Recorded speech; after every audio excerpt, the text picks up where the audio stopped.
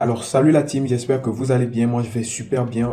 Bienvenue dans cette nouvelle série de vidéos où je vais vous apprendre un à un comment fonctionnent les widgets avec Flutter. Donc dans cette série de vidéos, on va prendre les widgets un à un et nous allons expliquer les propriétés, ce qui va nous permettre d'aller plus rapidement lorsqu'on va vouloir concevoir des projets. Donc directement, nous allons commencer cette première vidéo avec le widget container. Comme vous pouvez le voir ici, je suis dans un scaffold.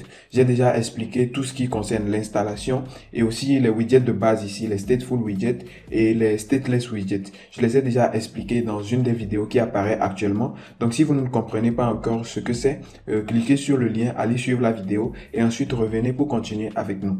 Donc ici dans le scaffold, comme vous pouvez le voir aussi sur l'écran, nous sommes sur un écran blanc. Nous allons commencer par ajouter un container, donc le widget container. Et pour ajouter cet élément-là, nous avons besoin de préciser ici au niveau du scaffold que nous voulons travailler dans le body. Et maintenant, on va appeler notre widget container. Donc chaque widget commence normalement par une lettre majuscule. Donc ici, comme vous pouvez le voir, j'ai commencé le nom du widget par la lettre majuscule, donc le C.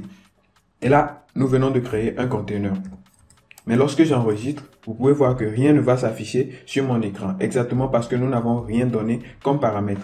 Dans les deux parenthèses ici, donc la parenthèse ouvrante et la parenthèse fermante, vous pouvez voir que en fait c'est tout ce qui concerne le container que nous pouvons mettre là-dedans. Et là, nous allons d'abord préciser un premier paramètre qui caractérise les containers, qui est la hauteur. Donc on pourra mettre par exemple une hauteur de 50, voilà, et aussi la largeur, donc width. Voilà, donc les différents paramètres qui caractérisent un widget vont souvent se mettre en minuscule et avec les deux points pour pouvoir donner la valeur. Donc pour une largeur aussi, nous allons mettre 50 et voilà. Mais jusqu'à présent, rien ne va s'afficher parce que le conteneur en fait a la même couleur que l'arrière-plan. Voilà, donc nous allons préciser aussi la couleur, ça dépendra de vous.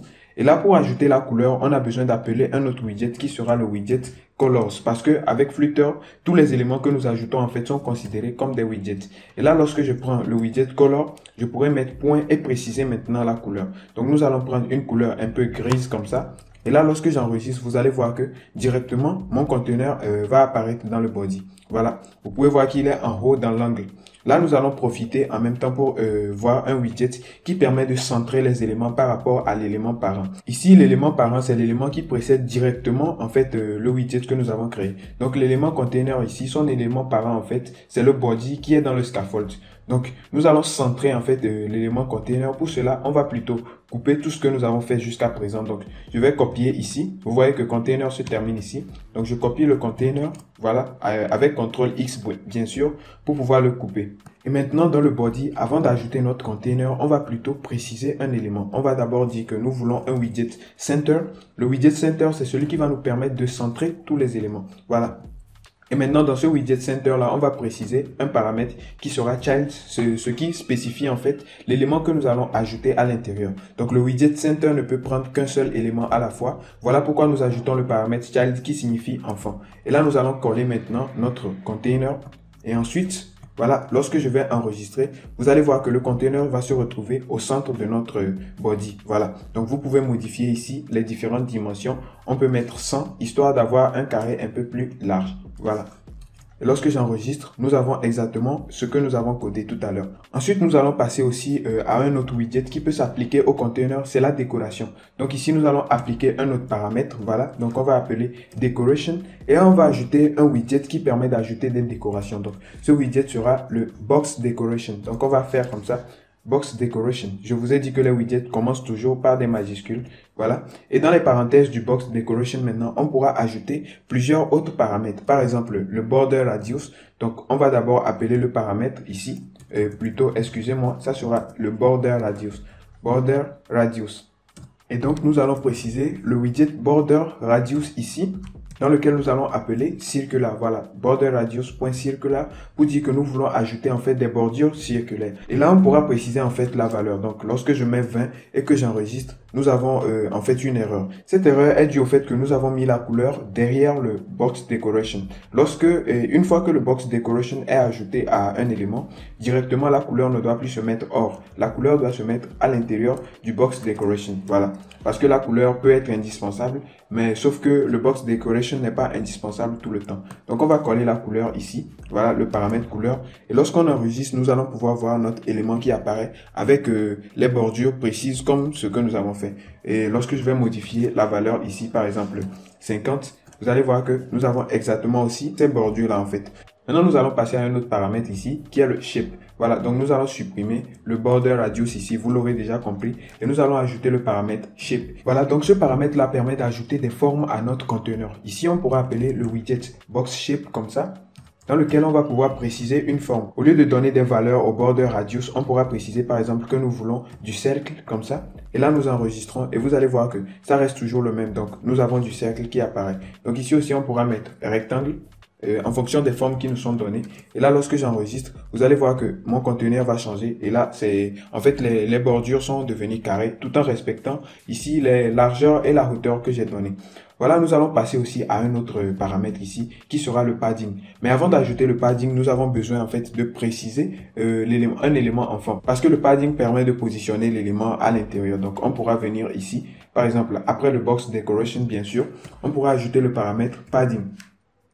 Donc, le widget Edge Inset va nous permettre de préciser le côté par lequel nous voulons ajouter les paddings. Donc, Edge Inset point, par exemple, all, voilà. Donc, cela veut dire que le padding va s'ajouter de tous les côtés. Donc, si je mets 10, par exemple, on aura un padding de 10 qui ne se fera pas voir, justement parce que nous n'avons pas d'élément enfant. Donc, je vais d'abord mettre ici, je vais mettre le padding en commentaire. Donc, je mets 2 slash derrière le test. Et là, nous allons ajouter un élément enfant. Donc, pour ajouter un élément enfant, nous avons besoin du paramètre child ici. Voilà, l'élément child. Et comme élément enfant, nous allons ajouter du texte. Donc, le widget texte dans lequel on va pouvoir mettre quelque chose, par exemple. Voilà, j'enregistre. Et vous allez voir que le test là apparaît dans le conteneur. Et ce test est collé en haut et à droite. Maintenant, pour le déplacer, on pourra mettre du padding ici pour enregistrer. Et vous allez voir qu'une marge va s'ajouter à l'intérieur du conteneur. Ce qui fait bouger en fait le test vers l'intérieur. Donc, le haut est séparé de 10. Et le bas aussi, et la droite aussi, la gauche plutôt, est séparée de 10. Vous pouvez modifier cette valeur-là en mettant par exemple 20 et vous allez voir que ça sera proportionnel à ce que vous avez fait. Donc à la place de all aussi, vous pouvez modifier, vous pouvez ajouter par exemple only ici, qui va vous permettre de préciser le côté par lequel vous voulez mettre la marge. Donc ici, je pourrais mettre ici left, voilà. Et ça va permettre d'ajouter simplement la valeur à gauche.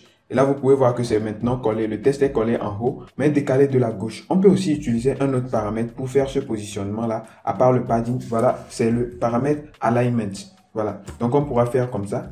Et donc ici, on pourra appeler le widget, voilà, fractional offset, qui va nous permettre de préciser là où nous voulons. Donc, fractional offset point. Ici, je peux mettre center si je veux afficher l'élément au centre. Et vous voyez que le test qui est à l'intérieur de mon container va passer au centre. On pourra aussi mettre le bottom left, par exemple, pour le mettre en bas à droite. Donc, bottom left, bottom center. Donc, il sera au centre et à droite. Il sera plutôt en bas à droite. Voilà, si je choisis le bottom center, et là, il sera en bas, mais centré. Voilà. Donc, même chose pour le top center, etc., etc. Donc, voilà les gars, nous venons de faire le tour de quelques propriétés nécessaires qui vont vous permettre de maîtriser le widget container. Bien sûr qu'il y en a plein d'autres, mais l'essentiel est déjà fait. À vous aussi de consulter la documentation pour pouvoir découvrir de nouvelles choses. Voilà, on se retrouve dans la prochaine vidéo où nous allons parler aussi d'autres widgets. Ciao, ciao les gars.